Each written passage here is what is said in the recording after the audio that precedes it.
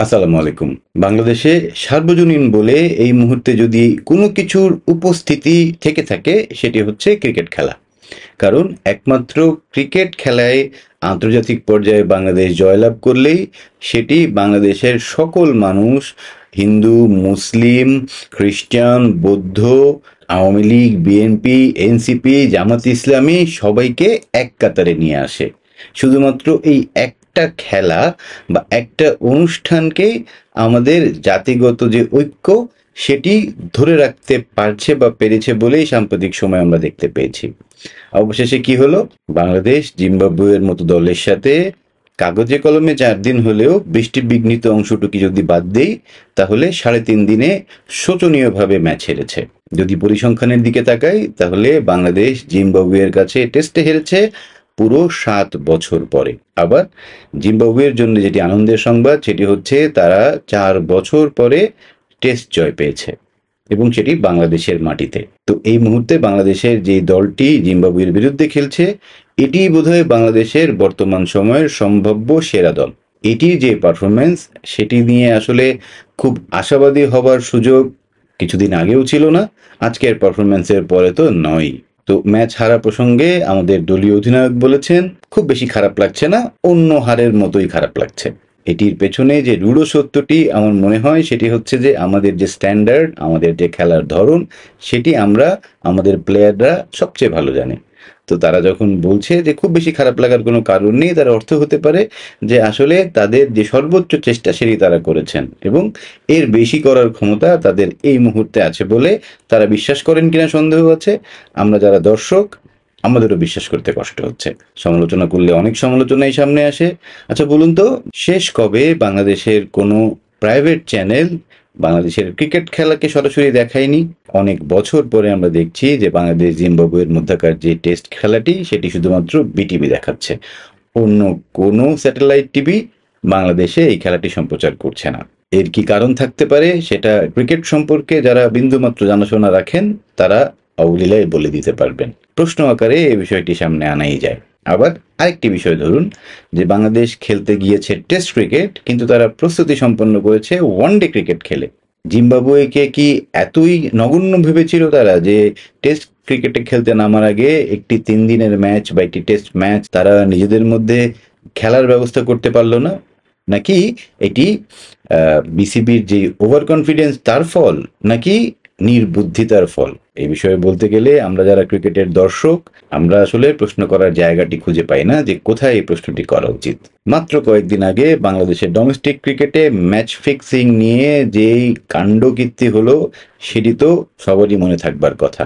সাম্প্রতিক সময়ে আরো উত্তাপ ছড়িয়েছে যে তৌহিদ হৃদয়ের যে শাস্তি, তাকে যে শাস্তি ডিমেরিট পয়েন্ট দেওয়া হয়েছিল সেটি প্রত্যাহার করা। একজন ক্রিকেটারকে আম্পায়ারের পরামর্শক্রমে শাস্তি প্রদান করার পর বিসিবি তার যে শাস্তিটি প্রত্যাহার করলো এটি আসলে খুব বাজে একটি উদাহরণ ইতিমধ্যেই সৃষ্টি করে ফেলেছে বাংলাদেশের ক্রীড়াঙ্গনে।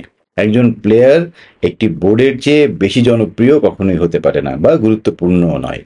তাহলে কেন শাস্তি দেওয়ার পরে তার শাস্তি প্রত্যাহার করা হলো সেটি নিয়ে চলছে আলোচনা সমালোচনা। কিন্তু সাম্প্রতিক সময়ে বাংলাদেশের অর্থনৈতিক রাজনৈতিক প্রেক্ষাপটে যে অস্থিরতা চলছে, বাংলাদেশ জিম্বাবুয়ে ক্রিকেট খেলা শুরু হওয়ার আগে আমি ভেবেছিলাম যে বাংলাদেশ এই খেলাগুলোতে জিতলে বাংলাদেশের মানুষের মধ্যে যে একটি সম্প্রীতির ভাব, একটি আনন্দ যেটি ছড়িয়ে পড়বে সেটি হয়তো অনেক সমস্যার সমাধান আমাদের করে দিবে। পূর্ববর্তী সময়ে বাংলাদেশের যখনই খারাপ ফর্মে টিম থেকেছে তখনই আমরা জোর দাবি জানাতাম যে জিম্বাবুয়েকে ডেকে আনো, তার বিরুদ্ধে যেত, প্লেয়াররা কনফিডেন্স পাক। কিন্তু এবার একেবারেই তার বিপরীত চিত্র। মনে হচ্ছে যে বাংলাদেশের সাম্প্রতিক যে রাজনীতি, যে অর্থনৈতিক ভঙ্গুর অবস্থা, তার সাথে ক্রিকেটারদের মনোবলও ভঙ্গুর অবস্থায় গিয়ে ঠেকেছে। বাংলাদেশের অর্থনৈতিক রাজনৈতিক অবস্থার প্রভাব কি তাহলে তাদের মনস্তত্ত্বের উপরে পড়লো? সেটি তো হওয়ার কথা নয়। তারা তো প্রফেশনাল খেলোয়াড়, তারা খেলার জন্য মোটা অঙ্কের টাকা বেতন পান। সাম্প্রতিক সময়ে ক্রিকেটারদের বেতন সুবিধা বৃদ্ধি করা হয়েছে, তারপরেও পারফরমেন্সের যে গ্রাফ সেটি দিনে দিনে নিচের দিকে যাচ্ছে। আফ্রিকার যেই দেশ জিম্বাবুয়ের কাছে তারা এই মাত্র 3.5 দিনে টেস্ট হেরেছে, সেই ক্রিকেট বোর্ডের অবস্থা আমরা জানি, তাদের দারিদ্রতার কথা আমরা জানি। এই প্লেয়াররা ঠিকমতো বেতন পান কিনা সেটি নিয়ে এখনো যথেষ্ট সন্দেহ আছে, তাদের স্পন্সর খুব দুর্বল। তার সত্ত্বেও বাংলাদেশের মতো একটি ধনী ক্রিকেট বোর্ডের অধীনে যে প্লেয়াররা যাদেরকে পেলে পুষে বড় করা হয়েছে তাদের কি দুরবস্থা। বিগত বছরগুলোতে বাংলাদেশে আন্তর্জাতিক মানের কয়টা প্লেয়ার বের হয়ে এসেছে হাত গুনেও সেই নামগুলো আমি পাচ্ছি না, কারণ আন্তর্জাতিক মানের কোনো প্লেয়ার বাংলাদেশে উঠে আসছে না। এর পেছনে আসলে মূল দায়টি কার? প্লেয়ারদের নাকি তাদের যে অভিভাবক আছে বাংলাদেশ ক্রিকেট বোর্ড তাদের? তারা কি কি গাফিলতি করছে, কি কি জায়গায় কাজ করার কথা ছিল করছে না, সেটি নিয়ে কোনো প্রশ্নের উদ্রেক কি হয়েছে?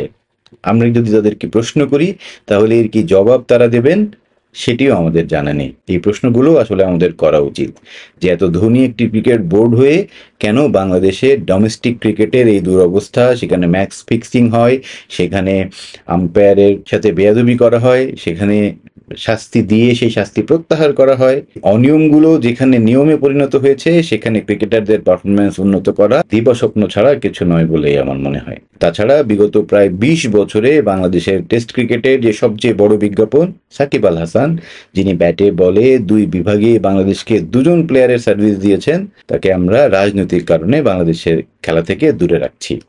সেটি আসলে কতটুকু যৌক্তিক সেই প্রশ্ন এখন চলে আসতে পারে। বাংলাদেশে অন্তর্বর্তীকালীন সরকার গঠন করার পরে বাংলাদেশের কোচিং স্টাফ থেকে শুরু করে বিসিবিতে আমূল পরিবর্তন এসেছে।